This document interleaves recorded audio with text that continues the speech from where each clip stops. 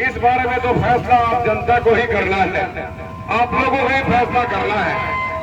मुझसे पहले अपने विचार को रख रहे सुरेंद्र जी ने बहुत सारी बातें आप लोगों के सामने शेयर करने का काम किया है।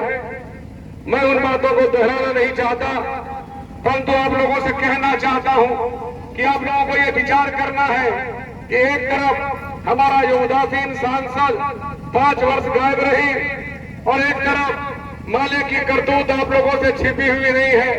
ये दोनों विषय को सुरेंद्र जी ने रखने का काम किया है।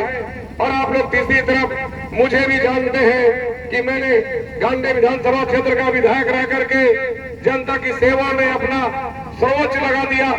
जनता की सेवा में मैं सदैव लगा रहा, कभी मैं रांची में रहने वाला नहीं रहा।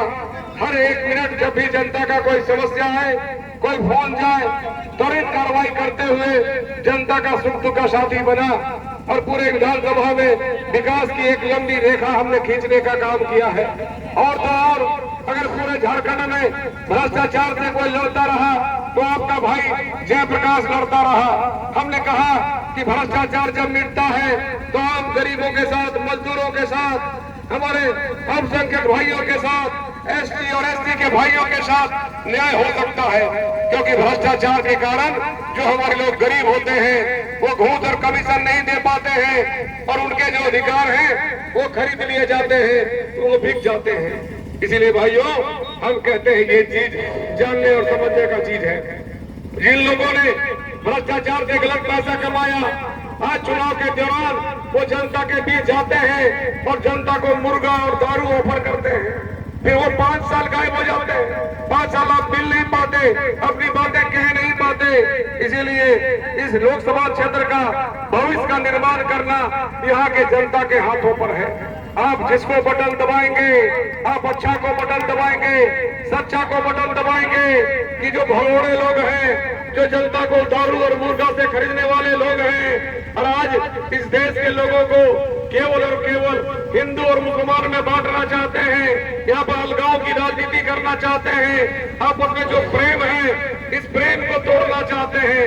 एक तरफ वो लोग हैं जो 400 पार का नारा देते हैं, परंतु 400 लोकसभा सीट में जनता का कल्याण कैसे होगा, महंगाई कैसे घटेगी, कैसे बेरोजगारों को रोजगार मिलेगा, कैसे यहाँ पर हमारे जो सैनिकों के लिए जो बहाली प्रक्रिया शुरू की गई है, जिसका कार्यकाल आप लोगों ने मात्र 4 साल रखा है, क्या ये अच्छा नियम है?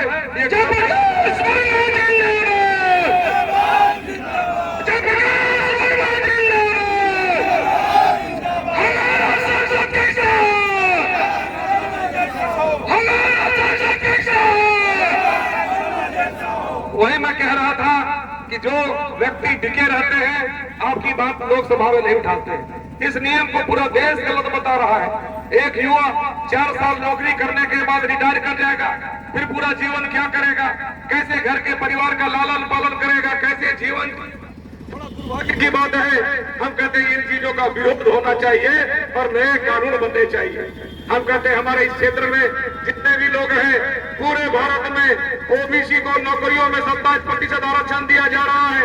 हम लोग लड़ाई लड़ते रहे, मैं भी लड़ता रहा, परंतु झारखंड में यह अधिकार भी छीन लिया गया है। क्यों हमारे अधिकार छीन लिए जाते हैं?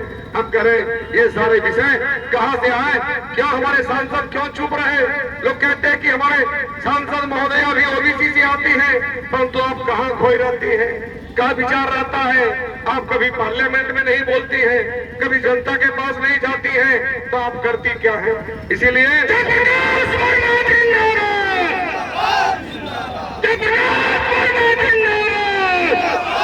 पूरे कोरबा लोकसभा की जनता ने इस बार ठाना है कि हम सब बदलाव करेंगे।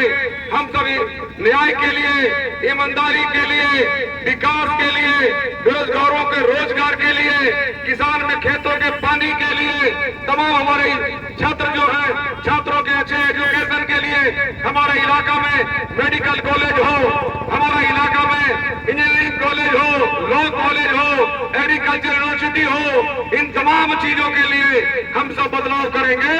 और हमारा साथी जयप्रकाश इन बातों को लेकर के लोकसभा जाएगा और वहां पर बात रखेगा।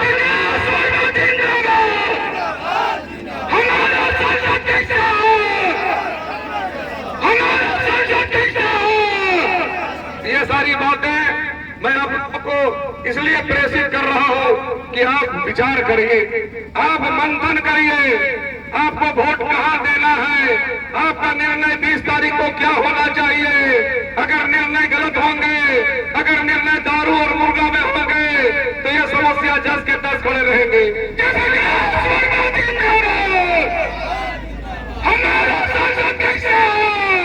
इसीलिए बदलाव के लिए आप सब मेरे साथ चले। मैं आप लोगों को वादा देता हूं, भरोसा देता हूं, जिस प्रकार से मैंने गांधी को सजाया, जिस प्रकार से भ्रष्टाचार को दूर किया, मैं पूरे कोडरमा लोकसभा को सजाऊंगा। कोडरमा लोकसभा में विकास की एक नई रेखा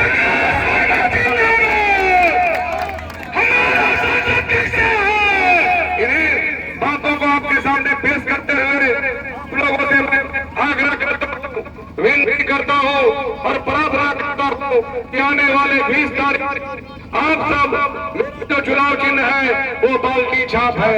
माताएं बहने नौजवान भाइयों, आप सब याद रखें, बाल्टी का छाप, बाल्टी छाप। ईवीएम के क्रम संख्या में 8 नंबर पर बाल्टी छाप, ईमानदारी का ये मार्ग बाल्टी छाप, बेरोजगारों के लिए रोजगार का रास्ता बाल्टी छाप, भ्रष्टाचार से लड़ने के लिए, भ्रष्टाचार को मिटाने के लिए ये बाल्टी छाप। आप याद रखेंगे भाइयों और आप मतदान करें, यही आग्रह